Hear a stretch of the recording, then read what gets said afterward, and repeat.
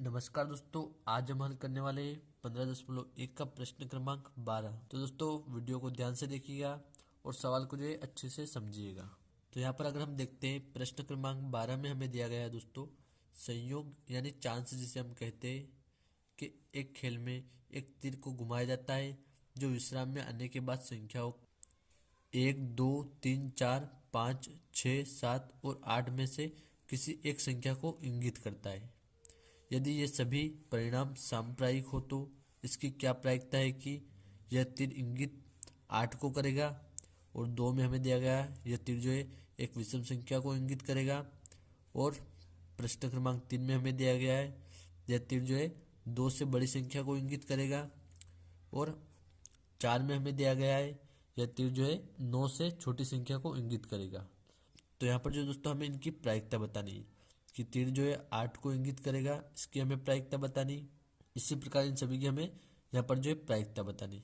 तो सबसे पहले दोस्तों यहाँ पर हम देखते हैं प्रश्न में जो संख्या दी गई है हमें 8 संख्या दी गई है, यानी हम गिन सकते 1, 2, 3 यानी 8 तक जो यानी 8 संख्या यहाँ पर हमें दी गई। तो सबसे पहले यहाँ पर हम लिखे कुल संख्या जो है वह बराबर है 8 हमारे पास। अब देखेंगे हम प्रश्न क्रमांक 1 को, 8 को करेगा यानी जो तीर है वह 8 को इंगित करेगा, इसकी प्रायिकता हम निकालेंगे। तो यहाँ पर हम लिख लेते हैं इसको और फिर यहाँ पर हम लिखेंगे 8 की संख्या। तो दोस्तों यहाँ पर हम प्रश्न में देखते हैं यहाँ पर जो है दोस्तों 8 की संख्या कितनी है हमारे पास प्रश्न में। तो यहाँ पर हम देखिए प्रश्न में हमें 1, 8 दिया गया है, यानी 8 की जो संख्या होगी हमारे पास 1 होगी। तो यहाँ पर दोस्तों हम लिखेंगे 8 की संख्या बराबर 1। और फिर यहाँ पर हम लिखेंगे 8 आने की प्रायिकता बराबर, यहाँ पर हम देखते हैं दोस्तों हमारा जो फॉर्मूला होता है अनुकूल परिणामों की संख्या, यानी अनुकूल परिणाम जो है हमारा वह रहेगा 8 की संख्या, यानी 1 हमारा अनुकूल परिणाम रहेगा। तो यहाँ हम लिखेंगे 1। और कुल परिणामों की दोस्तों अगर हम बात करते हैं तो यहाँ पर जो है कुल संख्या यह हो जाएगा हमारा कुल परिणाम। तो यहाँ पर जो हमें 8 आने की जो प्रायिकता प्राप्त होगी दोस्तों वह होगी 1/8। तो दोस्तों यही जो हमारा इसका आंसर रहेगा। अब देखते हैं हम प्रश्न क्रमांक 2 को, एक विषम संख्या को करेगा।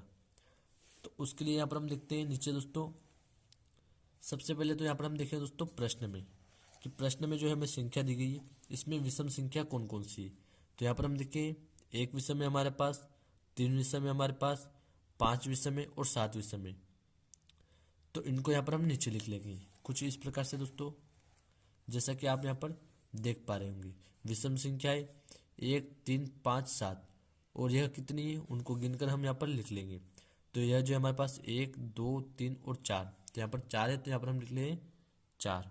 दोस्तों यह 4 जो हो जाएगा हमारा अनुकूल परिणामों की संख्या। और कुल परिणामों की संख्या जैसा कि हम जानते हैं कुल संख्या है हमारे पास, इसे ही हम जो है कुल परिणाम कहते हैं।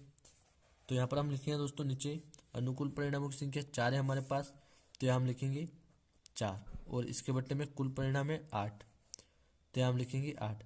अब दोस्तों 4/8 को जो हम 2 से काट सकते हैं, तो यहाँ पर हम इसको काट देंगे तो यहाँ पर हमें प्राप्त होगा 2/4।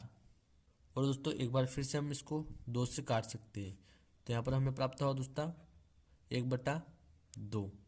तो ये जो दोस्तों इसका विषम संख्या आने की जो है प्रायिकता रहेगी हमारी।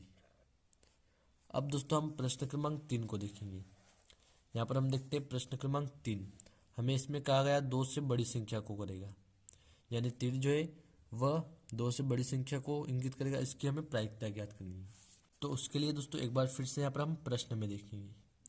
यहाँ पर दोस्तों हमें स्पष्ट कहा गया है कि 2 से बड़ी संख्या को करेगा, यानी यहाँ पर जो है 1 को भी इंगित नहीं करेगा या और 2 को भी नहीं करेगा, 2 से बड़ी संख्या है यानी। तो दोस्तों इन सभी संख्याओं को यहाँ पर हम लिख लेंगे जैसा कि आप यहाँ पर देख पा रहे होंगे।